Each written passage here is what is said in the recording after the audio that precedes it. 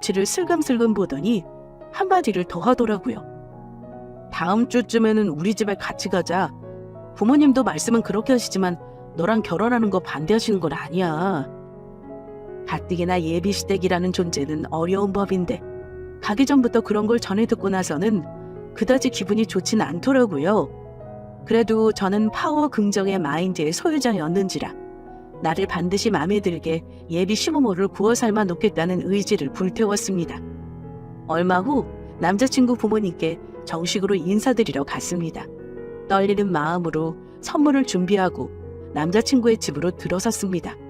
원래 사업이 몇 번 힘들었다는 건 알고 있었고 지금 사는 집도 임대 아파트라는 건 알고 있었지만 제 생각보다 경제적으로 넉넉지 않아 보여 조금 놀랐습니다. 그런데 전혀 예상치 못한 사실도 알게 되었습니다. 남자친구가 동생이 있는 건 알고 있었는데요. 설마 하니 그렇게 어릴 줄은 몰랐거든요. 딱 봐도 10살이나 되었을까 말까한 어린아이가 있었기 때문입니다. 순간 당황스러웠지만 애써 침착한 척 자리에 앉았습니다. 그러자 남자친구 어머니께서 대뜸 이렇게 말씀하시더군요. 우리 영훈이한테 얘기 많이 들었어. 둘이 결혼한다고 하니까 내가 심란하더라고. 우리 집이 그리 형편이 좋지가 않아서 말이야. 보다시피 애가 아직 어려서 너희들이 결혼하면 내 애다 생각하고 많이 도와야 해. 그래서 며느리감은 돈을 좀 잘 버는 직업이었으면 했는데 듣자니 좋은 회사 다닌다며? 하시고는 저와 남자친구를 번갈아 쳐다보시더군요. 생각지도 못했던 너무 어린 시동생도 놀라웠는데 직선적인 예비시모 말투에 조금 당황스러웠습니다. 아, 예, 그냥 여자가 다니기는 괜찮은 회사예요. 그런데 어머니, 영훈 씨 동생이 이렇게 어린 줄은 몰랐어요. 저한테 동생이 있다고만 했지 나이를 말한 적이 없어서요. 둘이 결혼하면 도련님도 잘 챙겨야죠. 애써 태어난 척 얘기했는데 이번에는 예비시부가 한마디를 하더라고요. 니들이 이놈 대학 보낼 때까지 끼고 살 수도 있어.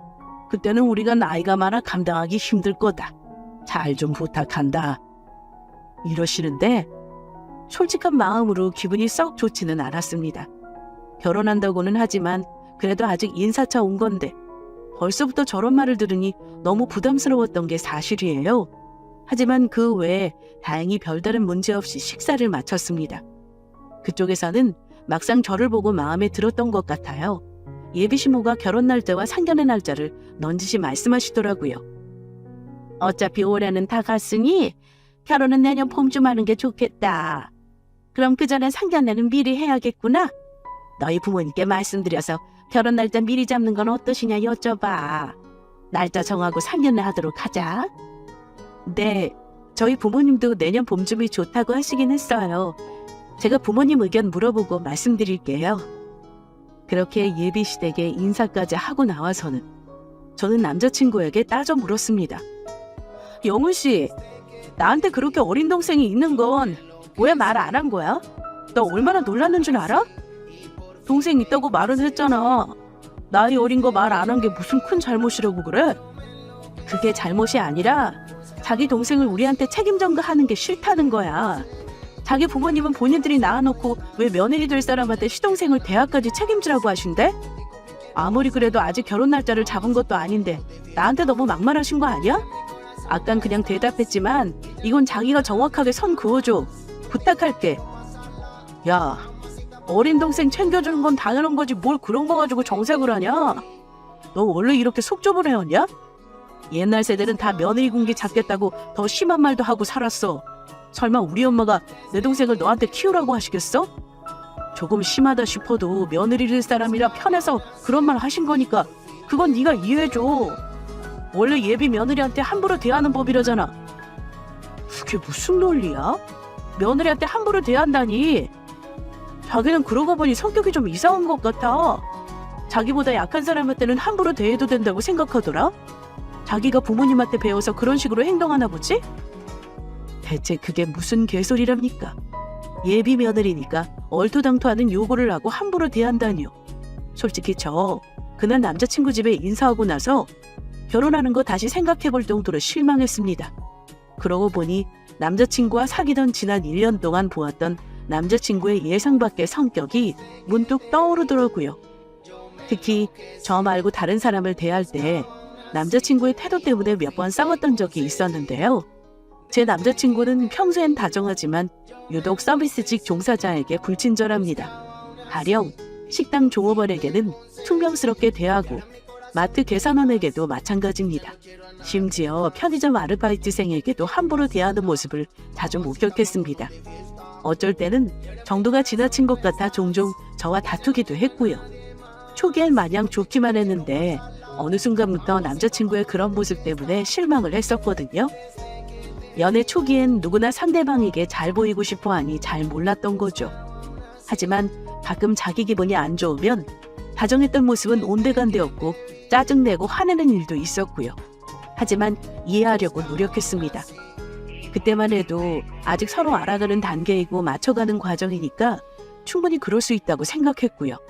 그런데 남자친구 부모를 만나고 나니까 뭐랄까, 내가 알던 사람과 다른 사람일 수도 있겠다는 생각이 들기 시작했습니다. 그러던 중 제가 남자친구와의 결혼을 확실하게 미루기로 결정한 계기가 생겼습니다. 다름 아닌 엄마 때문이었는데요. 어느 날 저녁 엄마가 갑자기 나를 부르더니 대뜸 하는 말이 지금 남자친구랑 헤어지라는 말이었습니다. 은주야, 너 엄마가 하는 말 잘 들어? 엄마는 지금 만나는 네 남자친구랑 헤어졌으면 좋겠어. 아니면 결혼을 좀 미루고 천천히 생각해보는 것도 좋고.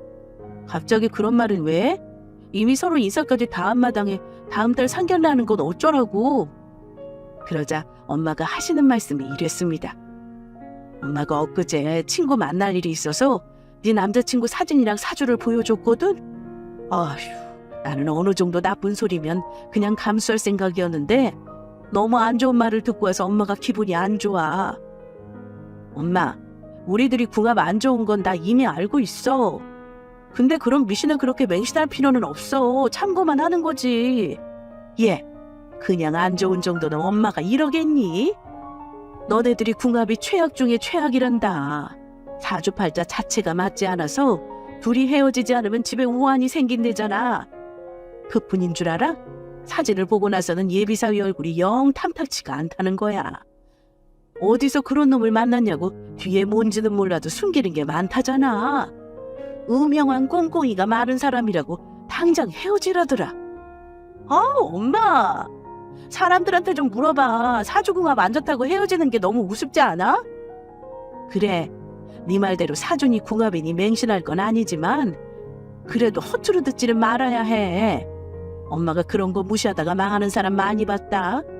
그놈 관상이 너무 안 좋다고 사기꾼 같다는데 엄마가 마음이 편하겠니? 아무래도 안 되겠어. 엄마는 뭔가 미심쩍다. 그리고 집도 어렵다며. 사업한다길래 넉넉한 줄 알았더니 그것도 싫어. 너한테 빨대 꽂을까 봐 무섭다. 네가 꼭 결혼을 해야겠다면 엄마가 이길 순 없겠지만 어쨌든 엄마 말 새겨 듣고 남자친구 좀 더 잘 알아보고 결정해. 심지어 바람둥이 기질이 다분하다며 최악의 궁합이니 당장 헤어지라는 말까지 들었다고 합니다. 물론 미신이긴 하지만 기분이 좋지는 않더군요. 더군다나 연애 초반은 아무 말씀 없으시다가 갑자기 이러시니 황당하기도 했습니다. 절대 만나지 말라는 엄마 말에 기분이 나쁘기도 했어요. 그래도 딸 가진 부모님 입장에서는 충분히 그러실 수 있다고 생각했습니다. 내가 좋아서 결혼하려는 사람에게 너무 악담을 하는 것 같아 속상했지만 그날 이후로 계속 엄마 말에 신경 쓰이긴 하더라고요. 그런데 생각해보니 문득 내가 남자친구에 대해 아는 게 그리 많지 않은 것 같다는 생각이 드는 겁니다. 사는 집과 가족은 알아도 어느 학교를 나왔는지, 어떤 20대를 보냈고 어쩌다가 사업을 하게 되었는지 아무것도 아는 게 없더라고요. 가끔 일하는 곳에 가자고 해도 이 핑계 저 핑계 대며 달래건 적도 없었고요. 그래서 고민 끝에 남자친구의 뒤를 좀 해보기로 했습니다. 여러분들께는 제가 썼던 방법을 권하지는 않아요. 하지만 돈이 좀 들어도 단기간에 확실한 사실을 파헤치는 데는 흥신소만한 곳이 없어 부득이 그곳을 이용하게 되었네요. 곧바로 전화를 걸어 상담을 받았는데요. 예상대로 가격은 만만치 않았지만 그만한 가치는 충분하다고 판단했습니다. 본류를 잡는 게 아니라 시간이 오래 걸리지도 않더라고요. 2주일이면 한 사람 인생을 완전히 탈탈 털어주더군요. 다시 말씀드리지만 이 방법은 확실한 경우가 아니면 절대 권하지는 않으니 제 케이스는 참고만 해주세요. 어쨌든 남자친구의 신상을 의뢰하고 나서 얼마 지나지 않아 결과를 알게 되었는데요. 남자친구의 실체에 대해 충격적인 사실을 알게 되었습니다. 드라마에서나 볼 법한 일이 실제로 일어나는데요.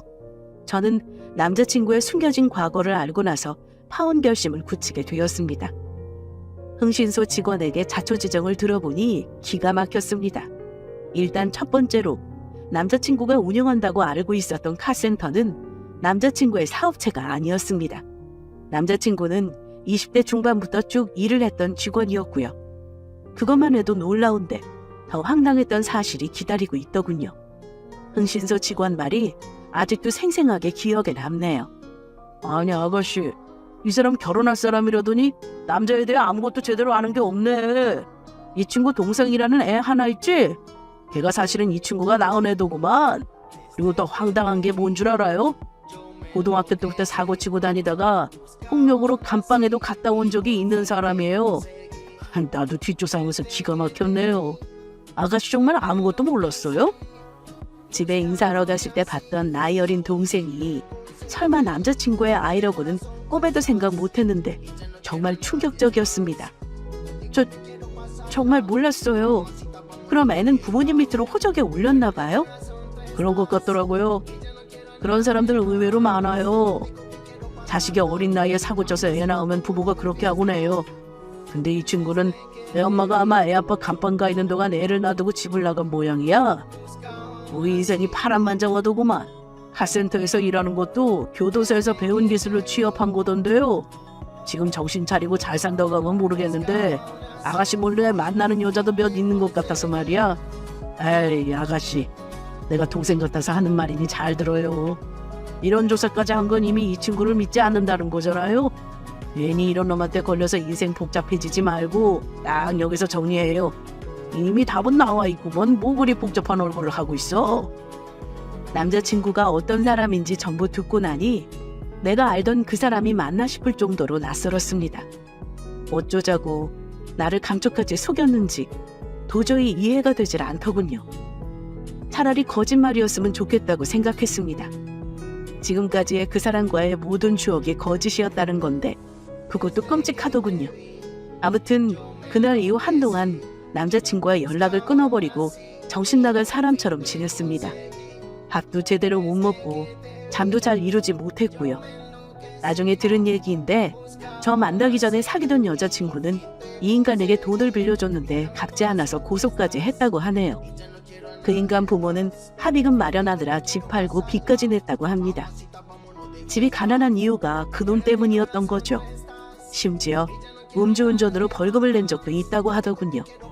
솔직히 말해서 누가 봐도 정상적인 사고방식을 가진 사람 같지는 않았습니다. 저는 고민 끝에 마침내 결심을 굳히고 나서 우리 부모님께 먼저 파혼하겠다고 말씀드렸습니다. 제가 흥신소까지 동원해 남자친구 뒤를 캐냈다는 거 아시고는 많이 놀라셨는데 그 뒤로 남자친구의 실체를 듣고 나서는 입을 떡 벌리시더라고요. 세상에, 그럼 그 동생이라는 애가 아들이었다는 거야?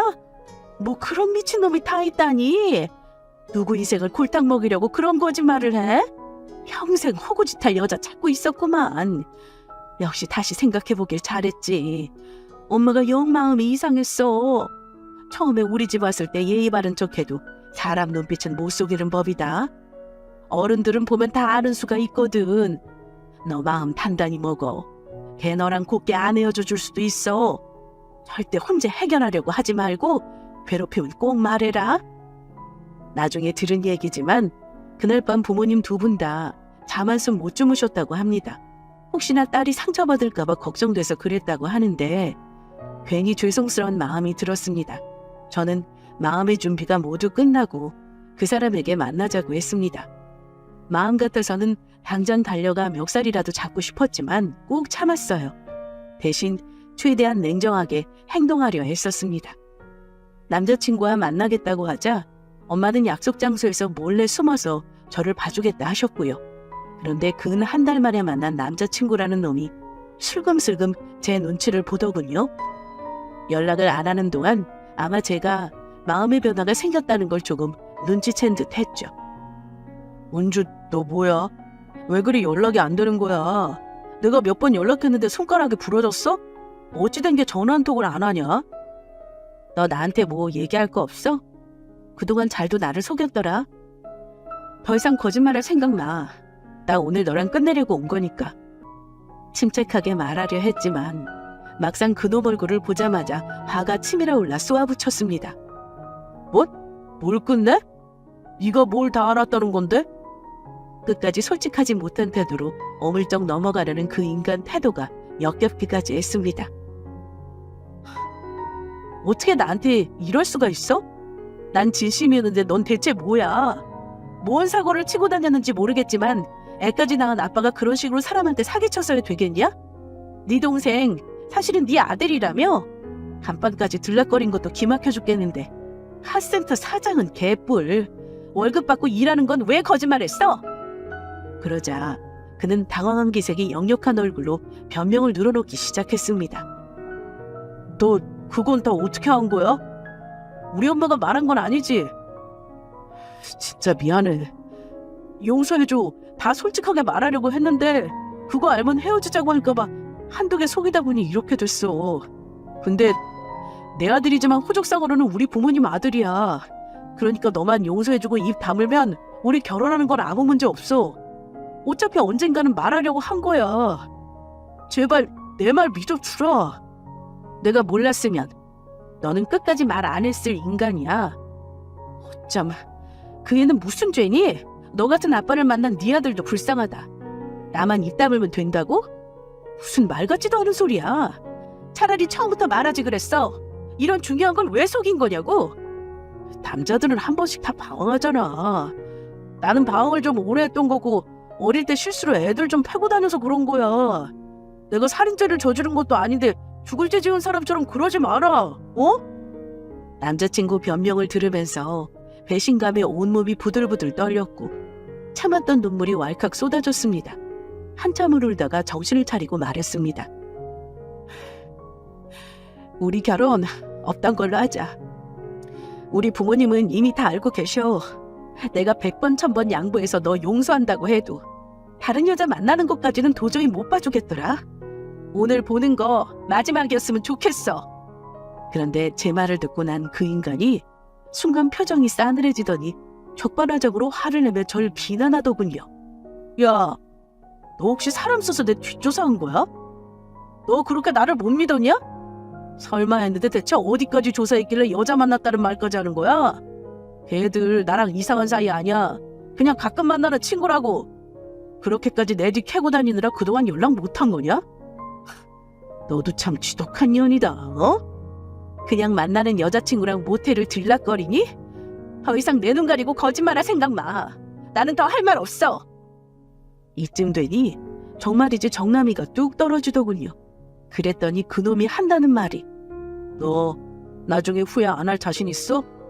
나한테 미련 남아서 질척거리지 말고 잘 생각해봐라. 너 봐줄 거라곤 좋은 성격 하나인데 나니까 너한테 붙어있는 거지 다른 남자한테도 그다지 매력 없어. 그럼 너는 대체 나를 왜 만난 거야? 왜 남의 인생을 같이 나락으로 끌고 가려고 한 거냐고? 그랬더니 뜻밖의 대답이 돌아왔습니다. 나는 뭐 네가 마음에 들어서 그런 줄 알아? 우리 집이 형편이 안 좋아서 돈 많고 능력 있는 여자를 찾고 있었는데 마침 네가 눈에 띄더라? 몇 번 만나니까 좋다고 헤헤거린 게 누군데 그래? 이딴 말을 짓거리는데 기가 막혔습니다. 대체 무슨 자격으로 그런 말을 하는지 이해할 수 없었습니다. 저한테 겉으로는 사랑한다고 속삭여놓고 뒤로는 거짓말로 엉뚱한 생각을 했다는 게 소름 끼칠 정도였습니다.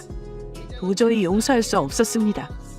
더군다나 그 인간은 내 남자친구이길 떠나 한 아이의 아빠였습니다. 성인이라는 사람이 자기가 낳은 아이 책임지지 않겠다고 자기 아들을 부모 밑으로 올려놓은 거 너무 못된 거 아닌가요?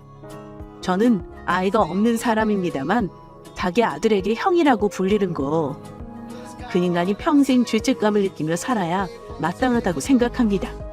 나는 얼굴 못생기고 가난한 건 참을 수 있어도 범죄자는 싫어. 거짓말하는 사람은 더더욱 용서가 안 돼. 지금은 하는 말이지만 우리 궁합 봤던 거 기억나지? 그때 그 말 새겨듣고 헤어질걸. 나는 그게 제일 후회된다. 아무튼 너 앞으로 다른 여자한테 사기칠 생각 말고 네 인생 똑바로 살아라. 혹시 몰라 사람 많은 카페에서 만났는데 다행이라는 생각이 들더군요. 만약 둘만 있는 곳에서 만났으면 제가 해코지 당할 수도 있겠다 싶었습니다. 저는 단호하게 파혼을 말하고 그놈과 그 자리에서 헤어졌습니다. 그래도 다행인 건 금전적으로 크게 손해본 게 없다는 거였습니다. 단지 그동안 그 인간과 만난 시간과 돈이 아까울 뿐이었죠. 그래도 다행이라 생각하기로 했습니다. 만약 조금만 더 늦게 알았더라면 꼼짝없이 그 집에 시집가 인생 꼬일 뻔했으니 말입니다. 솔직히 말하면 아직까지도 분이 풀리지 않습니다. 만약 그때 끝까지 싸워서라도 인연을 끊지 않았다면 어땠을까 가끔 상상해봅니다. 아마 끔찍한 일이 벌어졌을지도 모르죠. 아무튼 세상 모든 일에는 다 그만한 이유가 있나 봅니다. 아무튼 이렇게 해서 저의 통쾌한 파혼극은 막을 내렸습니다. 법적으로 혼인한 사이가 아니니 법적 책임을 물을 수는 없지만 적어도 그 인간이 파혼하고 나서 양심의 가책 정도는 느꼈으면 합니다. 부디 이번 일을 계기로 정신 차리고 새 사람이 되길 바랄 뿐이고요. 사랑하는 연인 사이엔 비밀이 없어야 한다고 했던가요? 그건 어디까지나 연애 초기에나 해당되는 말이죠. 서로 죽고 못 살 정도로 좋아 죽겠다면 모를까. 오랜 기간 만나다 보면 자연스럽게 권태기가 찾아오기 마련이고요. 그리고 눈에서 콩깍지가 벗겨지면 상대방의 단점이 하나둘 눈에 들어오기 시작합니다. 나랑 맞지 않은 성격이라든가 이기적인 행동 등등이요. 물론 모든 커플이 그렇다는 건 아니지만 대체로 그렇습니다. 여러분은 만약 내 애인에 대해 알고 있는 모습이 다 거짓이라면 어떨 것 같은가요? 상상만으로도 끔찍하지만 의외로 주변에서 심심치 않게 볼 수 있는 일입니다. 저도 당했고 실제로 사기 결혼당하는 사람들 의외로 많습니다. 다 쉬쉬해서 모르고 있을 뿐이죠. 저는 다행히 결혼 전에 그놈의 콩깍지가 벗겨지기도 했고 결정적으로 엄마 말을 들은 덕에 망하는 결혼을 피한 거고요. 게다가 저는 파혼 전까지만 해도 미신 같은 걸 전혀 믿지 않는 사람이었어요. 오히려 그런 것들은 과학적이지 않고 근거 없는 소리라며 무시하곤 했었죠. 하지만 믿지 않는다고 해서 다 근거가 없다고 치부할 일은 아니더라고요. 파혼이라는 거 하고 보니 인생이라는 게 내 뜻대로만 흘러가지 않는다는 것도 깨닫게 되었고요. 아무리 노력해도 운이 따라주지 않으면 성공할 수 없다는 말이 있잖아요. 우연찮게 엄마가 알게 된 궁합과 관상으로 안 좋은 결혼을 막을 수 있었던 건 저에게 운이 따라주었다고 생각하기로 했습니다. 때로는 과학적이지 않은 것이 중요한 일을 앞두고 결정하는 거에 큰 도움을 주기도 한다는 걸 배웠고요. 하지만 그렇다고 사주관 관상을 너무 맹신하기보다는 재미삼아 보는 게 좋겠죠? 제 사연은 재미나게 들으셨나요?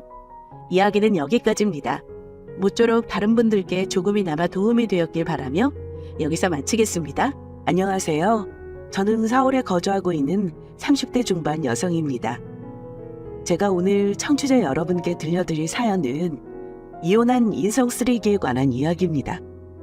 그게 누구냐고요? 바로 제 전 남편입니다. 연애 때는 몰랐는데 결혼하고 보니 사업에 눈이 뒤집혀서 사리분별 못하고 달려든 미친 개였어요. 그런 놈과 헤어진 지 어느덧 1년이 다 되어갑니다. 1주년 기념으로 그때 통쾌한 사이다 이혼을 곱씹어보고자 사연 보냈어요. 그럼 지금부터 저의 이야기를 시작하겠습니다. 대학 졸업 후 한 중소기업에 취직한 저는 그때 남편을 만났어요. 당시 입사한 지 얼마 안 되어 많은 것이 미숙한 저를 유독 잘 챙겨주었습니다. 서로 이런저런 이야기 나누다 지내다 보니 호감이 생기더군요. 우린 비밀로 몇 년 연애를 이어오다가 결혼 생각하게 되었습니다. 그런데 남자친구의 표정은 마냥 밝지 않았어요. 대체 결혼 준비하는데 돈이 뭐 이렇게 많이 들어가냐? 아, 돈 없는 사람은 결혼식도 제대로 못하겠네. 그뿐이야? 신혼집 구하는데 아파트 값은 왜 이리 높은지. 이래서 다들 대출 끼고 결혼하나 봐. 그렇지. 뭐 집값이 장난 아니니까. 더군다나 우린 직장이 서울이니 신혼집도 서울 쪽에 해야 하잖아. 서울 아파트값 만만치 않은데. 안 되면 대출로 해야지 뭐. 그런데 얼마나 모았어? 내가 모으면 얼마나 모았겠어? 자기보다 사회생활도 늦게 시작했는데. 자기는 얼마나 모았는데? 난 뭐 5천 정도 모았는데 이걸로 신혼집 구할 수 있겠어. 자기가 모은 돈 합쳐도 나머지 결혼 준비하고 신혼여행비 제외하면 턱도 없지. 우선 신혼대출 알아보자. 서울 외곽 쪽으로라도 가야지 뭐. 남자친구와 결혼을 준비하면서 이런저런 계산기를 두드려보니 들어갈 돈이 참 많더라고요. 다른 건 다 어찌어찌 할 수 있다고 쳐도 가장 큰 문제는 신혼집이었습니다. 남자친구와 여기저기 아파트값을 비교해보며 열심히 우리가 살 곳을 알아보고 있었죠. 하루는 바삐 준비하는 저를 보고 엄마가 물으셨습니다. 결혼 준비 잘 되어가니? 신혼집은 어디로 하기로 했어? 결혼 준비는 뭐 플래너한테 맡겼으니까 결정만 하면 되는데 문제는 신혼집이야. 아직 신혼집을 못 구했어. 뭐? 아니 왜? 왜기는 아파트값이 너무 비싸서 그렇지. 하기는 요즘 집값이 금값이라더라. 신혼집을 서울 쪽으로 구하려니 더더욱 그렇겠네. 응, 외곽 쪽으로 알아보고 있는데 외곽도 만만치 않네. 대출받아도 우리가 쥐고 있는 돈이 그리 넉넉하지 않아서 정 안 되면 경기도 쪽으로라도 알아봐야지 뭐. 경기도는 출퇴근하기 힘들지 않겠어? 차도 많이 막힐 텐데. 참 그러지 말고 엄마가 사둔 집에서 신혼생활 시작하는 거 어떠니? 어? 엄마가 사둔 집이 있어? 몇 년 전에 네 아빠랑 같이 분양받아서 산 집이 있어. 엄마 아빠 노후 대비하려고 사놓은 집인데 전세 놓고 있었거든. 마침 전세 계약이 곧 끝날 거야. 위치도 너희 회사에서 그리 멀지 않을 테고 형수도 둘이 지내기에 괜찮을 것 같은데 어떠니? 정말? 그럼 우리야 좋지. 안 그래도 신혼집 때문에 머리 아팠는데. 엄마랑 아빠가 도와주면 정말 고맙지. 그런데 우리가 들어가서 살아도 괜찮아? 엄마랑 아빠 노후자금으로 산 집이라며. 네 아빠 아직 정년퇴직하려면 몇 년 더 남았으니까. 그때까지만 너희들이 사는 거로 하고 그동안 부지런히 돈 모아서 더 넓은 평수로 이사가면 되지. 그래, 그러면 되겠다. 엄마, 고마워. 골치 아픈 일 한 방에 해결됐네. 얼른 오빠한테 말해줘야지. 골치 아픈 신혼집을 한 방에 해결한 저는 기쁜 마음에 냉큼 남자친구에게 이 사실을 전했어요. 정말? 정말 장인어른하고 장모님이 우리 도와주신대? 응. 안 그래도 신혼집 때문에 속 끓였는데 정말 잘 됐지. 이제 신혼집 걱정 없이 결혼 준비에만 몰두할 수 있어, 오빠. 와, 진짜 잘 됐다. 안 그래도 우리 자기 신혼집 때문에 걱정 많았는데 해결되어 정말 다행이네. 오빠가 돈 더 잘 벌고 많이 모았으면 이런 걱정할 필요도 없을 텐데. 오빠가 부족해서 미안해. 자기야. 그리고 이런 나랑 결혼해줘서 정말 고마워. 미안하기는. 요즘 같은 시대에 오빠 정도면 많이 모은 거지. 그러니까 나한테 미안해하지 마. 난 뭐 많이 모았나? 오빠보다 부족한데. 그래도 자기 집에서 신혼집 해결해줬잖아. 따지고 보면 자기가 집 해오는 거지 뭐. 그런데 자기 집 좀 사나 봐. 노후 대비하려고 서울에 집 사기 쉽지 않은데. 아, 그거 전에 우리 아빠가 부동산 투자에 관심이 많으셨어. 그래서 대출 조금 받아서 마련하신 집이야. 지금은 빚은 다 갚으셨지만 어쨌거나 그때 부모님이 사두신 덕분에 우리가 도움받았지 뭐. 그래? 역시 돈 많이 벌려면 사업 아니면 투자를 해야 한다니까. 아무튼 신혼집 잘 해결됐으니까 이제 결혼해서 행복하게 살 궁리만 하자. 큰 걱정을 해결한 우리는 마음 편하게 결혼 준비에 몰두했어요. 그렇게 많은 사람의 축하를 받으며 결혼했습니다. 그리고 지옥 같은 결혼 생활이 시작되었죠. 결혼하고 얼마 후 남편이 돌연 회사를 그만두고 사업하겠다고 결혼했기 때문입니다. 자기야, 내 말 좀 들어봐. 사업하는 게 꼭 나쁜 것만은 아니라니까. 누가 나쁘다고 그랬어? 불안하다고 했지? 사업은 모험 같은 거잖아. 뭐 아니면 도인데 혹시라도 잘못되면 그 뒷감당 어떻게 하려고 그래?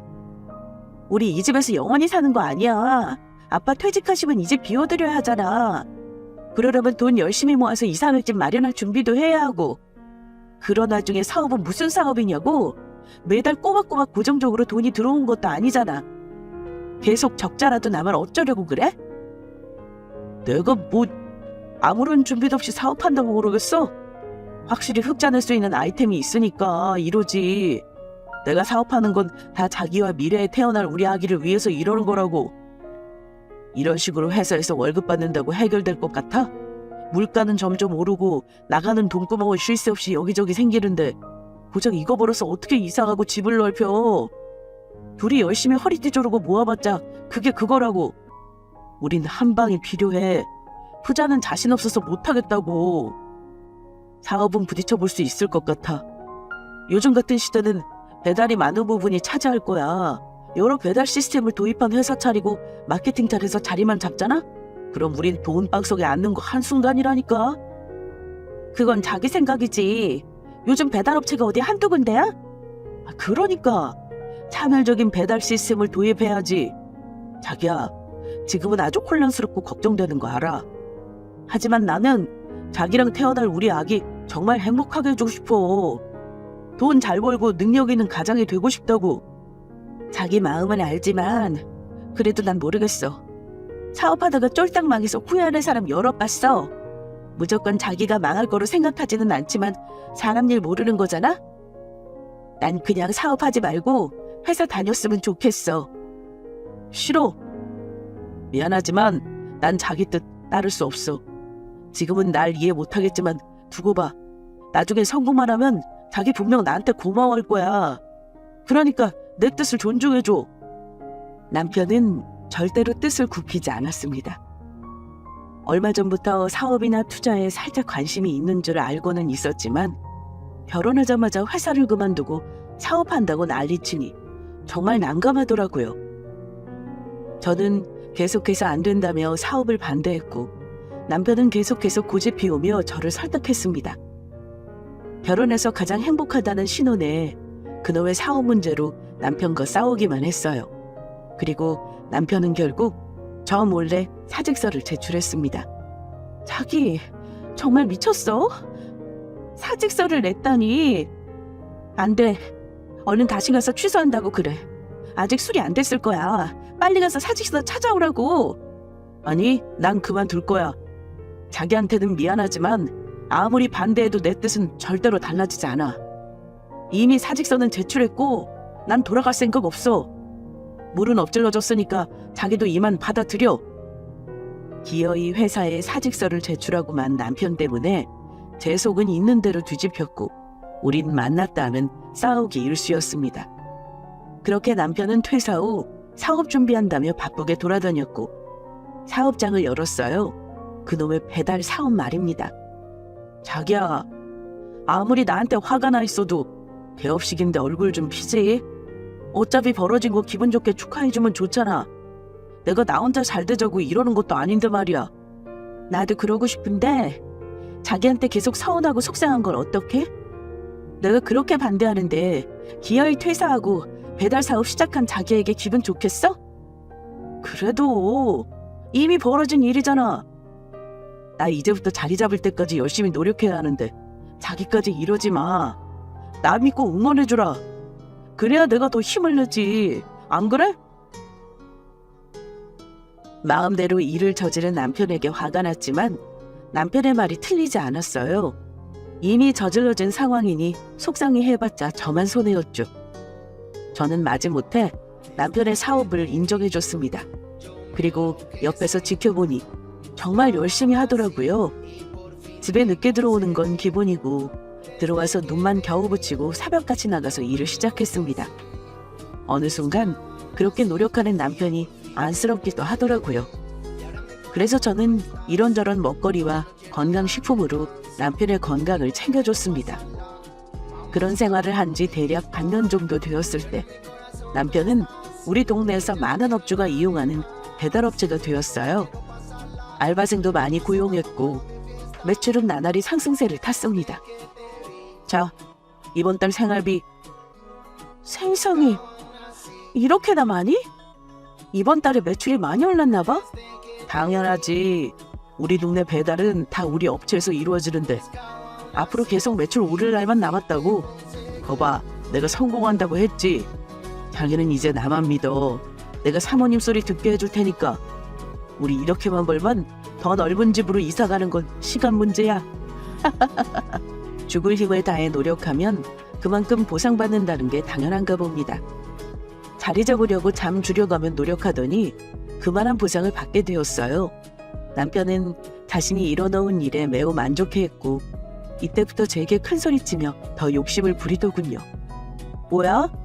왜 이번 달 생활비가 없어? 매출이 줄지는 않았을 것이고 무슨 일 있어? 무슨 일은? 매출 걱정은 조금도 하지 마. 나날이 장기간 늘어나고 있고 이 추세만 앞으로 떨어질 일 절대 없어. 다만 목돈이 좀 필요해. 그 돈을 다른 곳에 써야 하거든. 그래서 당분간 생활비는 못 줄 것 같아. 몇 달만 참아줘. 갑자기 못 준다니? 목돈 들어갈 일이 뭔데? 자, 이거 봐봐. 이게 뭐야? 남편은 손에 꼭 쥐고 있던 서류 봉투를 제게 건넸습니다. 저는 이게 뭔가 싶어 봉투를 열어서 안을 살펴봤어요. 그리고 부동산 계약서를 발견했습니다. 이게 뭐야? 뭐기는 부동산 계약서지. 그러니까 이 상가를 왜 계약했냐고. 자기 혹시 사업장 옮기려고? 근데 우리 집에서 거리가 좀 되는 거 아니야? 뭐하러 멀리 가? 가까운 게 좋지. 옮기기는 기존 회사는 그대로 두고 거기에 분점 차릴 거야. 지금 있는 곳은 1호점이고 오늘 계약한 여기는 2호점. 그리고 또 괜찮은 곳이 하나 더 있거든. 거기는 3호점으로 오픈할 거야. 뭐? 지금 지점을 여러 군데 둔다는 소리야? 아니 지금 잘 되는 것만 해도 괜찮을 텐데 뭐하러 2호점 3호점을 내? 자기는 왜 이렇게 하나만 알고 둘은 몰라? 이 상황에 만족하지 말고 더 큰 그림을 그려야지. 2호점 3호점도 본점처럼 잘 되기만 하면 난 지금보다 더 능력 있는 사람이 되는 거야. 돈을 아주 쓸어 담는 사람이 되는 거라고. 두고 봐. 이제 사모님 소리 들으면서 떵떵거릴 날 얼마 안 남았다. 자기는 정말 나랑 결혼한 거 참 잘한 거야. 남편은 지금보다 더 많은 돈을 벌고자 했습니다. 처음 시작한 사업이 잘 되자 1년도 안 돼서 2호점 3호점으로 늘리려 했어요. 당분간 발생하는 매출과 대출을 조금 받아서 지점을 여러 군데 만들려고 하는 모습에 저는 또 덜컥 겁이 나기 시작했습니다. 그리고 제 불안함은 날로 커졌어요. 바로 돈을 함부로 막 쓰는 남편의 모습을 통해서 말이죠. 자기, 이게 뭐야? 설마 또 차 산 거야? 이번에 나온 신형인데 어때? 죽이지? 디자인 진짜 멋들어지게 나왔다. 지금 멋들어지게 나와서 신나할 때야?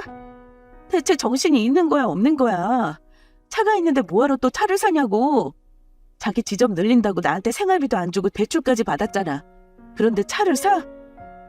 자기야, 내가 괜히 차를 산 줄 알아? 내가 누구야? 나 사업하는 사람이야. 그럼 내가 아무 차나 몰고 다녀야겠어? 음식점 사장님들 만나서 거래 독점하려면 어느 정도 체면을 세워야 하잖아. 이게 다 사업을 위해서 산 거라고. 일할 때 필요해서 산 차도 아니고 순전히 자기 체면 세우려고 산 게 무슨 사업 목적으로 산 거야? 자기야, 우리 앞으로 들어갈 돈이 많아. 이렇게 헛돈 쓰면 돈을 어떻게 모아? 자기야, 내가 전부터 느낀 건데 너무 돈돈돈 거리지 마. 내가 뭐 헛돈 쓴 것도 아니고 다 이유가 있어서 산 건데 왜 이렇게 잔소리만 하는 거야? 솔직히 내가 한 달에 얼마를 버는 줄 알아? 2호점 3호점 오픈하고 자리 잘 잡으면 돈이 막 우실 정도로 벌어들일 거라고. 잔소리라니. 난 걱정되어서 하는 소리잖아. 글쎄, 걱정하지 말라니까. 앞으로 벼락부자 될 텐데 괜한 걱정을 왜 하고 있어? 내가 알아서 할 테니까 신경 쓰지 마. 남편은 자신이 버는 돈으로 산 차니까 제게 일절 신경 쓰지 말라고 짜증만 냈습니다. 일하는데 차가 꼭 필요해서 사는 거면 몰라도 사장으로서 품위 유지하려고 비싼 외제차를 산다는 게 이해되지 않았어요. 저것도 한두 푼이 아닐 텐데 말이죠. 이뿐만이 아니었어요. 남편은 버는 족족 자신의 몸을 치장하게 바빴습니다. 지인들을 만나서 사장 유세 떨며 뽐내기 급급했어요. 자기 또 어디가? 일한다고 오랜만에 집에 들어왔으면 같이 저녁 먹지? 또 나가? 내가 집에서 한가하게 저녁 먹을 사람이야? 나 사업하는 사람이잖아. 할 일 없이 한가한 줄 아나. 그래도 오랜만에 들어온 건데 모처럼 같이 먹으면 좋으니까 그렇지. 그런데 이 옷은 또 뭐야? 못 보던 옷이네? 가만히 있어봐. 선글라스며 벨트며 다 처음 본 것들인데? 또 새로 산 거야? 그래, 새로 샀어. 왜? 뭐? 딱 봐도 이거 한두 푼 할 것 같지 않은데 죄다 명품이지. 자기 대체 배달 사업을 하는 거야? 아니면 옷을 사업하는 거야? 하루가 멀다고 백화점 가서 명품 옷에 구두에 시계에 이래서 자기가 말하는 벼락부자 될 수 있겠어? 버는 족족 다 쓰는데 이렇게 치장할 돈 있으면 생활비라도 주던가. 맨날 말로만 앞으로 사모님 소리 듣게 해주겠다고만 하지 정작 가져오는 돈은 없잖아. 그러면서 명품이랑 차에 돈 쓰고 이러지 말고 그렇게 돈이 남아들면 이번 달부터 생활비 줘. 여태 내가 번 돈으로 생활했잖아. 나 혼자 힘에 부친다고. 그동안은 사업 확장한다고 해서 아무 소리 안 하고 내 돈으로 생활했어. 그런데 이건 아니지. 이렇게 쓸 거 다 쓸 돈이면 생활비를 내야 하잖아. 아 진짜 허구한 날 돈. 뭐 돈이 남아돌아서 명품 사고 치장하는 줄 알아? 명색이 사장인데 그거에 걸맞게 입고 다녀 할 거 아니야. 넌 내가 아무거나 입고 다녀서 무시당하면 좋냐? 이게 다 비즈니스 하기 위해서 산 거야. 다 생각이 있어서 산 거라고. 내가 뭐 좋아서 이러는 줄 알아? 제발 좀 돈 가지고 그만 못 가. 안 그래도 일 때문에 힘든 사람한테 너무하지도 않냐? 그동안 옆에서 지켜본 저는 전혀 일로 힘들어 보이지 않았기 때문에 당당하게 화를 내는 남편이 이해되지 않았습니다. 힘들어 보이기는커녕 비싼 외제차에 명품 걸치고 한껏 신나 보였기 때문이죠. 남편은 계속 사업을 위한 비즈니스 차원이라고 주장하면서 합리화했습니다. 그런 남편 때문에 저 혼자만 속 터지는 나날을 보냈어요. 그러던 어느 날 결국 염려하던 일이 터져버렸습니다. 자기야, 우리 적금 통장 어딨어? 적금 통장? 그건 갑자기 왜? 아 급해 빨리! 남편은 다짜고짜 집에 들어오더니 급하게 적금 통장을 찾았습니다. 무슨 일이 있는 듯 너무나도 급하게 적금 통장을 찾았어요. 저는 얼떨결에 적금 통장을 꺼내서 남편에게 건넸습니다. 남편은 통장을 살펴보더니 다시 나가려고 하더라고요. 저는 놀라서 돌아나가는 남편을 붙잡았습니다. 뭐야? 어디가? 적금 통장 들고 어디 가는 건데? 나 급해. 얼른 가서 급한 불 꺼야 한단 말이야. 급한 불? 그게 무슨 소리야? 갑자기 들어와서 밑도 끝도 없이 적금 통장 내놓으라고 하질 않나. 급한 불을 끈다고 하질 않나. 무슨 일이라도 있는 거지. 자기 혹시 사무실에 무슨 일 있어? 남편은 제 물음에 차마 답하지 못하고 입만 우물쭈물하며 땀을 삐질삐질 흘렸습니다. 딱 보아하니 뭔가 일이 잘못 돌아가고 있는 모양이었어요. 순간 불안한 마음이 확 들면서 남편을 붙잡고 꼬치꼬치 캐묻기 시작했습니다. 빨리 말 안 해? 무슨 일이냐고? 그게 실은 알바생들한테 알바비를 줘야 하는데 돈이 조금 부족해. 나중에 준다고 시간을 조금만 달라고 했는데 하도 난리치길래 어쩔 수 없잖아. 적금이라도 빼서 줘야지. 뭐? 아니 알바비 줄 돈이 왜 없어? 자기 버는 돈 있을 거 아니야. 한 달에 버는 돈만 몇 천인데 왜 줄 돈이 없냐고. 그게 말이 돼? 나도 이럴 줄은 몰랐지. 여기저기 나갈 돈이 많아서 쓰다 보니까 알바생 줄 월급이 없더라고. 알바비 줄 돈만 해도 1,000만 원이 넘는데. 대체 돈 관리를 어떻게 했길래 줄 돈이 없어? 알바생 줄 월급은 따로 빼놓고 지출했었어야지. 뭐 하느라 그렇게 다 쓴 건데? 못 쓰기는 뭘 써. 그냥 뭐 다른 지점에 들어가는 돈이랑 차 사고 옷 사고 거래처 사람들 만나면 또 대접해야 하고. 나갈 돈이 얼마나 많은데. 그러다 보니까 일단 급한 대로 알바생들 월급까지 써버렸지. 거봐, 내가 이럴 줄 알았어. 안 사도 되는 외제차며 명품들이며 그렇게 쓰고 다니더니 결국 당신이 돈 관리 제대로 못해서 줄 알바비가 없단 소리잖아. 자기 대체 왜 이래? 사업한다는 사람이 이렇게 대책 없이 막 쓰고 다니면 어쩌자는 거야? 그래놓고 내가 벌어서 모은 적금으로 급한 불 끄겠다고? 이게 어떻게 네가 모은 돈이야? 내 돈도 들어가 있잖아. 네가 넣어봤자 얼마나 넣었다고. 몇 번 안 모았잖아. 3번 붓고 나서 지점낸다고 생활비며 적금 모을 돈 하나도 안 준 사람이 누군데? 그래서 지금 치사하게 네 건 내 거 따지냐? 내가 적게 내도 부부끼리면 같이 모은 거야. 그러니까 적금 깨고 급한 불 끄게 도와줘. 여자가 남자 사업하는데 이 정도 내조는 해줄 수 있잖아. 그리고 내가 뭐 거저가지나? 벌어서 다 채워줄 수 있다고. 안 돼. 내가 그걸 어떻게 모은 건데? 힘들게 아껴가며 모은 돈이라고. 우리 나중에 이사 가려면 열심히 모아야지. 이리 내놔. 얼른 이리 내. 저는 남편 손에 들린 적금 통장을 빼앗으려고 했지만 소용없었어요. 남편은 힘을 주어서 저를 밀치더니 순식간에 현관문을 열고 나가버렸습니다. 그렇게 그동안 고생하며 모은 적금이 한순간에 사라져버렸어요. 얼마나 허무하고 속상하던지 그 기분은 말로 표현 못할 정도였습니다. 남편은 벌어서 다 채워줄 거라고 큰소리 쳤지만 저는 도무지 남편을 믿지 못하겠더라고요. 돈의 맛을 알아버린 남편이기에 버는 족족 술 마시러 다니고 명품 사고 쇼핑하고 놀러만 다녔기 때문입니다.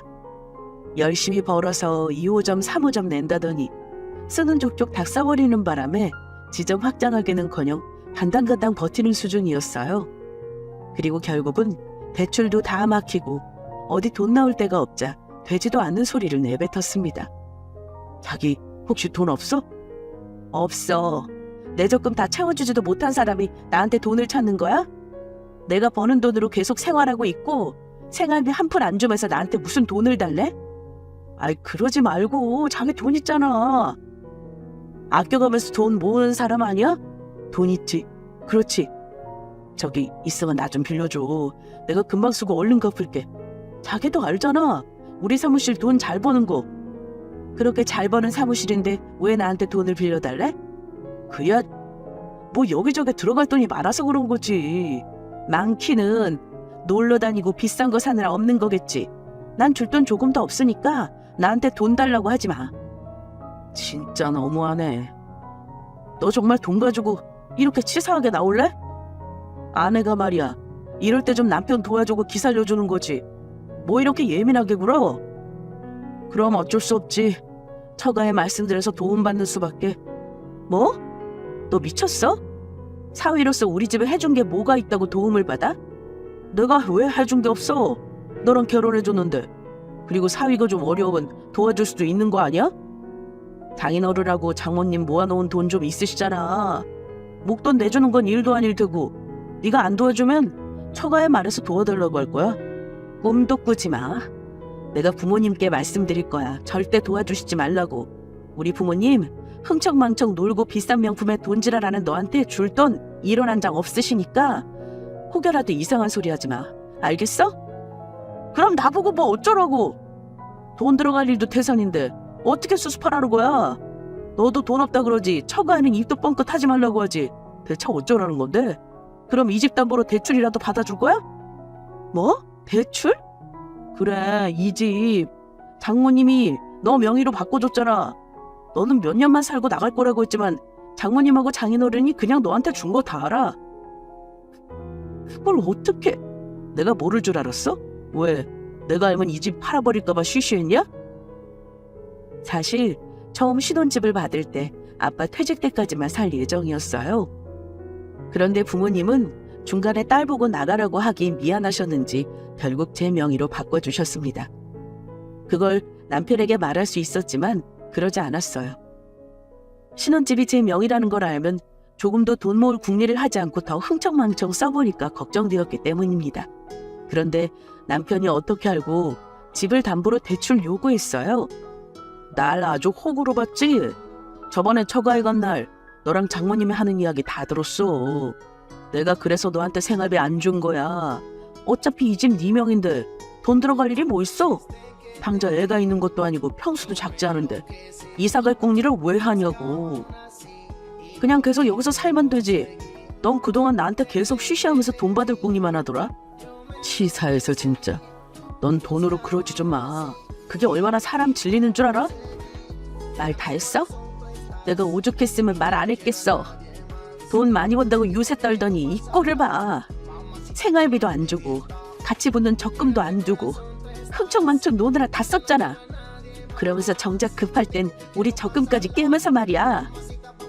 또 벌어서 금방 적금 채워준다더니 또 어떻게 했는데? 전과 똑같이 또 흥청망청 쓰고 다녔잖아. 그러면서 뭐 우리 부모님께 도움을 받아? 이 집을 담보로 대출해달라고? 양심이라는 게 있니? 그래서 뭐 어쩌라고. 남자가 밖에서 사업하다 보면 돈 좀 쓸 수 있지. 그게 불만이냐? 자고로 사업하는 남자는 돈을 쓸 줄 알아야 해. 그래야 거래처 사람도 늘고 일이 더 잘 풀리는 법이라고. 남자들은 그런 게 있어. 술 마시면서 같이 놀면서 의리를 쌓고 일이 성사된다고. 여자인 네가 뭘 알아? 잔말 말고 어디서 돈을 마련해 오든 이 집 담보로 대출 받든 팔든 선택하라고. 날 안 그러면 나 가만히 안 있어.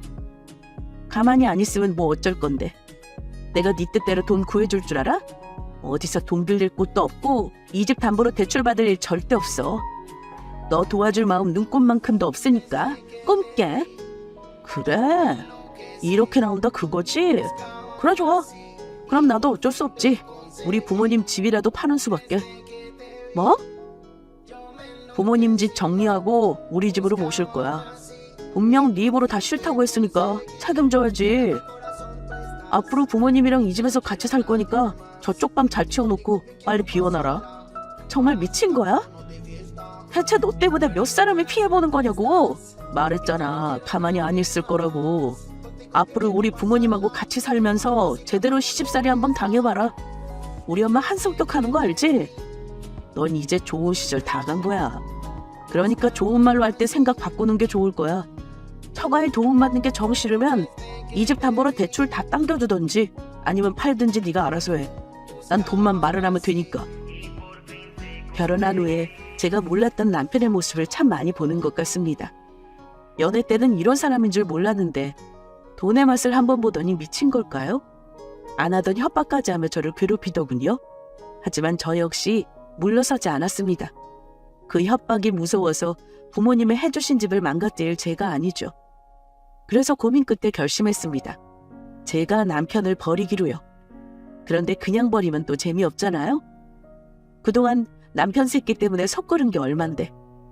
저는 결혼하기 전에 제대로 한 방 먹일 계획을 세웠습니다.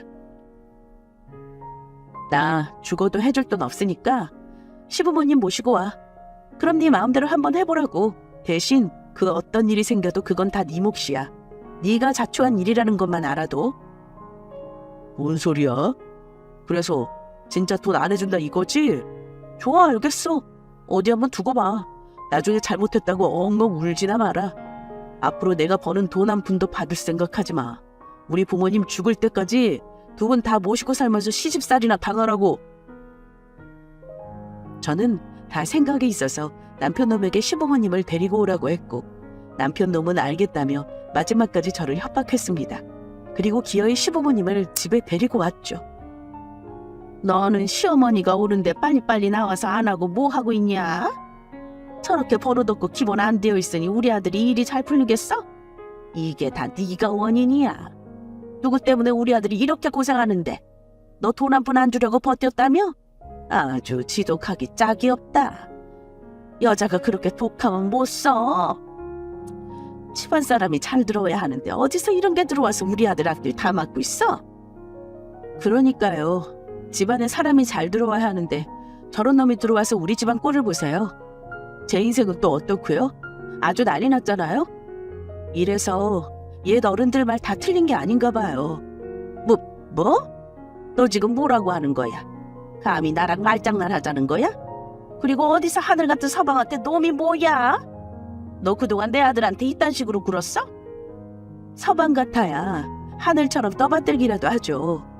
가장 역할 못하고 탱자탱자 놀면서 돈 펑펑 뿌리고 다니는 놈을 왜 떠받들어줘요? 저 그렇게 마음 넓은 사람 아니에요.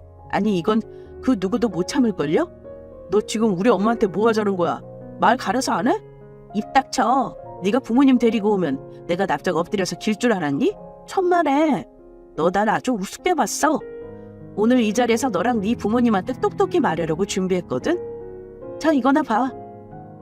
저는 식탁 위에 올려진 서류 봉투를 가지고 와서 남편 놈에게 내밀었습니다. 남편 놈은 제 손에 들린 봉투를 거칠게 빼내더니 서류를 확인했어요. 그리고 손을 덜덜 떨며 분노에 찬 눈빛으로 저를 쳐다봤습니다. 이혼? 고작 생각해낸 게 이혼이냐? 네가 나랑 마음대로 이혼할 수 있을 것 같아? 이혼 절대 못해. 아니 내가 안 해줘. 네가 이혼 안 한다고 그럴 수 있을 것 같니? 사람이 왜 이렇게 한심하고 멍청할 수 있을까? 네가 그동안 나와 우리 가정의 한 짓을 생각해봐. 그것만 해도 충분한 이혼 사유 되거든? 이미 변호사 만나서 다 상담했고 내가 원하는 방향으로 조율 가능하다고 하더라. 뭐? 내가 뭘 그렇게 잘못해서 이혼 사유가 내 쪽에 있다는 건데 겨우 이깟 일로 이혼 사유가 된다고? 너 아주 나한테 돈 주기 싫고 우리 부모님 모시기 싫어서 잔머리 제대로 굴렸다. 네가 치사한 년인 건 알았지만 이렇게까지 징글맞게 치사한 줄 몰랐네. 너 그런데 날 너무 만만하게 봤어. 내가 네 입맛대로 편하게 이혼해줄 것 같아? 평생 쫓아다니면서 두고두고 괴롭힐 거야. 너 내 성격 알지? 한다면 하는 거. 알지? 아주 잘 알지. 그래서 내가 좀 준비했어. 저는 남편 놈의 거지 근성과 비열한 성격을 아주 잘 알고 있었어요. 그래서 혹시 몰라서 시부모님이 들어올 때부터 핸드폰으로 녹음을 켜놨습니다. 남편 새끼에게 핸드폰으로 녹음 중인 걸 보여주자 잠시 주춤하면 놀라더군요. 변호사가 그러더라. 혹시 모르니까 녹음해서 다 증거로 남겨두라고? 그래서 네가 방금 나한테 협박한 것까지 다 녹음했어. 이제 이걸로 접근금지 신청도 가능해졌네? 이게 진짜 너 그거 안 내놔? 내 몸에 털끝 하나 손대봐. 병원 가서 진단서 뗄 거야. 가정폭력법까지 되고 싶어? 독한 년 아주 철저하게 준비했구나. 그래, 네 꼴을 보아하니 아주 나랑 이혼하기로 마음먹었나 본데. 그럼 이건 어찌해야 하나? 결혼한 부부는 재산이 다 공동인 거 알지? 이 집 네 명이잖아? 그럼 나도 이 집에 반은 권리가 있다는 거네. 분명히 말하는데 어차피 이혼할 거 나 좋게 안 끝내. 어떻게든 너 물고 늘어질 거야. 그게 싫으면 네가 결정해. 순순히 이 집 반 주고 위로금 명목으로 더 얹어주면 조용히 물러날게. 다신 네 앞에 나타나지도 않을 것이고. 어때? 이 정도면 괜찮은 조건 아닌가? 넌 부모님이 어느 정도 돈 주고 있으니까 이까지 아파트 안 가져도 아쉬운 거 없잖아. 천만에. 너 같은 새끼한테 이런 한 푼도 아까워. 차라리 불우이웃에게 도움을 주고 말지 너한테는 절대 못 줘. 아니, 안 뺏겨. 얼마든지 물고 늘어져 봐. 나 뭐 가만히 있을 것 같니? 너 같은 거 얼마든지 상대해줄 수 있어. 지금 네 꼴을 봐. 돈이 공한 거지잖아. 밖에 나가서 쓸 줄만 알지. 가정에 대한 책임감 따윈 없는 찌질한 한량 새끼야. 어디 마음껏 덤벼봐. 그래봤자 너 가질 수 있는 거 아무것도 없을 거야. 네가 이럴 줄 알고 그 사이 엄마 명의로 돌려놨거든. 어차피 결혼기간 5년 안 돼서 공동재산에 포함되지도 않지만 네가 물고 늘어지면 피곤해질 것 같아서 깔끔하게 엄마 명의로 돌렸어. 이제 알겠니? 네가 아무리 난리쳐봤자 이건 내가 이기는 게임이라고. 뭐? 명의를 돌려놨다고? 그래. 이제 너랑 나눌 재산 따위는 없어. 내가 너한테 받을 돈만 있겠지. 우리 적금 홀라당 다 써놓고 아직 안 채워놨잖아? 그것도 돌려받고 그동안 생활비 못 받고 독박으로 집안이란 거랑 이혼 사유 책임 물어서 위자료 청구할 거야. 나한테 위자료 주려면 네 배달 사무실 다 정리하고 처분하고도 모자랄 텐데 어쩌니? 위자료? 에이, 이게 다 무슨 소리야? 그럼 우리 아들은 이혼당하고 사업 쫄딱 망하는 거 아니야? 야 이놈아, 너 믿고 집 다 처분하고 들어왔는데 이게 어쩔 거야? 이미 우리 노후자금까지 다 써버렸잖아. 남편은 누나를 이리저리 굴리며 열심히 잔머리를 굴리더군요. 하지만 그래봤자예요. 남편은 무조건 손해보는 상황이었습니다. 본인도 그걸 인정했는지 결국 체념하고 두 눈을 질끈 감았어요. 그리고 천천히 무릎을 꿇고 가증스러운 눈물을 보이더군요. 나 그동안 자기한테 참 부족하고 못난 남편이었구나. 내가 사업에 눈이 멀어서 잊고 있었어. 그깟 돈이 뭐라고. 내 인생에서 가장 중요하고 소중한 건 당신인데. 내가 미쳤지. 내가 미쳐도 아주 단단히 미쳤었나 봐. 그래, 자기 말대로 우린 이혼하는 게 맞아. 나 같은 건 자기 옆에서 있을 자격이 없어. 그런데 정말 염치없지만 나한테 한 번만 더 기회를 주면 안 될까? 나 이렇게 자기랑 헤어지면 평생 후회할 것 같아. 그동안 준 상처와 잘못들 만회할 수 있게 기회를 한 번만 줘. 날 믿지 못하겠다면 각서까지 쓸 수 있어. 정말이야. 그래, 세아가. 부족한 우리 아들 네가 한 번만 용서해주고 품어주렴. 내가 이렇게 부탁하마. 그래도 우리가 이렇게 가족으로 이어졌는데 잠깐의 오해로 헤어지기에는 그동안의 시간이 아깝잖니? 내가 널 딸처럼 생각하는 거 알면서 헤어질 생각하면 안 되지. 아들도 이렇게 용서를 빌고 충분히 뉘우치고 있으니 그만 용서해줘도 될 것 같구나. 누구 마음대로요? 딸처럼 생각한다는 말을 입에 침도 안 바르고 말하시네요. 그동안의 시간 하나도 아깝지 않아요. 아주 큰 인생 공부를 했거든요. 거기다가 교훈까지 얻었어요. 저런 놈이랑 계속 결혼 생활 유지하는 건 자살행위나 마찬가지예요. 그리고 너 불쌍한 척, 반성하는 척 연기 집어치워. 역겨워 죽겠으니까. 내가 네 속셈 모를 것 같아? 줄 돈은 없고 나랑 이혼하면 손해가 장난 아니니까 그거 모면하려고 이러는 거 아니야? 난 너 같은 놈이랑 계속 살 이유 없어. 꼭 이혼할 거야. 남편 놈은 울고불고 뒤늦게 매달리며 애원했지만 이미 버스 떠나갔습니다. 확고한 태도에 시부모도 같이 무릎 꿇고 빌었지만 소용없는 짓이었어요. 저는 친정집으로 들어갈 테니 언제까지 짐 챙겨서 나가라고만 하고 집을 나왔습니다. 그리고 친정 부모님의 응원을 받으며 이혼을 진행했죠. 결과는 뻔했습니다. 변호사와 이야기 나눴던 대로 좋은 쪽으로 결과가 났어요. 남편 놈은 어마어마한 위자료 앞에 다시 한번 무릎 꿇고 머리를 쥐어뜯었습니다. 돈으로 흥하려다가 돈으로 망하고 혼쭐난 모습을 보니 그렇게 통쾌할 수가 없더군요. 저는 현재 새로운 사람을 만나서 행복한 연애를 하고 있어요. 똥차 가고 벤츠 온다더니 정말 그런 것 같습니다. 앞으로 행복한 일만 생길 것 같은 기분이에요. 그럼 지금까지 저의 긴 사연 들어주셔서 감사합니다. 안녕하세요. 저는 성남에서 작은 디저트 카페를 운영하는 35살 여자입니다. 내년 봄 결혼을 앞두고 있어서 그런지 마음이 요즘 참 싱숭생숭한데요. 결혼 앞둔 사람은 누구나 그렇겠지만 불안과 기대가 섞인 묘한 그런 기분을 요즘 들어 부쩍 많이 느끼고 있어요. 미리 말씀드리자면 사실 저는 초혼이 아닙니다. 처음 결혼했던 사람과는 결혼해서 2년도 못 살고 헤어졌어요. 헤어진 이유는 전 남편에게 있었고요. 헤어지고 나면 전 남편 놈을 다시는 볼 일 없을 줄 알고 애써 생각 안 하고 살았는데 최근에 하도 황당한 일을 당한 게 있어서 이렇게 제 사연도 한번 보내봅니다. 결혼할 때는 수많은 영상 매체 속 외도나 이혼 이야기는 남의 얘기인 줄만 알았습니다. 제가 그 인간하고 끝내고 나서 가장 힘들었던 건 인간에게 배신당한 것에 대한 분노와 더불어 내가 당한 만큼 갚아주지 못했다는 분함이었습니다. 이놈의 법이 뭔지 우리나라 법은 약자의 편이 아니더라고요. 저를 속인 두 연놈에게 뺨따기 한 번 못 때린 것도 열받고 주변에 알리면 명예훼손이라기에 얼굴 못 들고 다니게 하지 못한 것도 열받더군요. 나는 가정이라는 울타리가 깨졌는데 바람 피운 두 연놈만 행복해도 되는 건지 너무너무 억울하고 슬픈 마음에 이혼하고 나서도 한동안 힘들기도 했고요.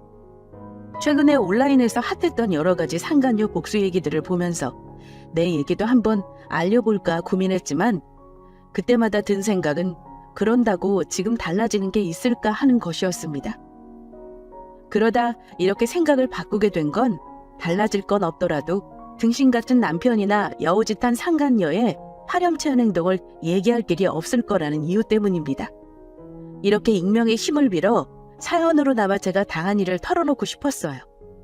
저에게 바보같이 왜 그렇게 살았냐고 멍청한 여자를 욕하지는 마시고 이제 똑똑하게 잘 살고 있으니 위로 부탁드립니다. 오래되면서 와, 내가 벌써 이혼한 지 5년이 넘었구나. 나 참 열심히 잘 살았다 하는 그런 마음이 들었습니다. 저는 이혼 후 좋은 사람을 만났어요. 이제 내년이면 남편이 될 사람과 행복한 연애도 하고 있었고 결혼 준비로 한참 바쁜 시간을 보내고 있었습니다. 그런데 그 즈음 뜻하지 않은 사람으로부터 전화를 받게 되었는데요. 그건 다름 아닌 전 남편의 연락이었습니다. 이혼하고 전화번호도 바꿨는데 어찌 알아낸 건지 제게 연락했더라고요. 게다가 멀쩡한 목소리가 아닌 술에 잔뜩 취한 채였고요. 지혜야, 너 잘 살고 있냐? 누구 번호인가 했더니 미쳤어? 술 처먹고 왜 전화해? 난 할 말 없으니 끊을게. 다신 이러지 마. 한마디만 듣고도 소름이 돋더군요. 전화를 끊으려는데 그 인간이 다급하게 이러는 겁니다. 제발 끊지 말아봐. 지혜야, 나 벌 받나 보다. 우리 부모님 다 돌아가시고 사업도 다 망했어. 나 이제 어떻게 살지? 그 말 듣는 순간 이혼하기 직전까지 자기 아들 편들던 시부모 얼굴이 떠오르면서 그 인간 말대로 인과응보인가 보다 하는 생각이 드는 겁니다. 저는 이미 원망과 미움도 없던 때라 더 이상 할 말이 없더군요. 그래서 다시는 연락하지 말라고 단호하게 일침을 놓고 전화를 끊어버렸습니다. 그때까지만 해도 몰랐죠. 이미 이혼까지 한 남보다 못한 그 인간이 저에게 무슨 짓을 할지 말입니다. 별일 아니라고 생각하고 넘어갔는데 결국은 얼마 후 일이 커지고 결국 지금 결혼을 약속한 예비 신랑이 나서서 해결하고 말았으니까요. 그 얘기하자면 어쩔 수 없이 전 남편 놈과의 결혼 생활부터 사연을 풀어놓아야 할 것 같네요.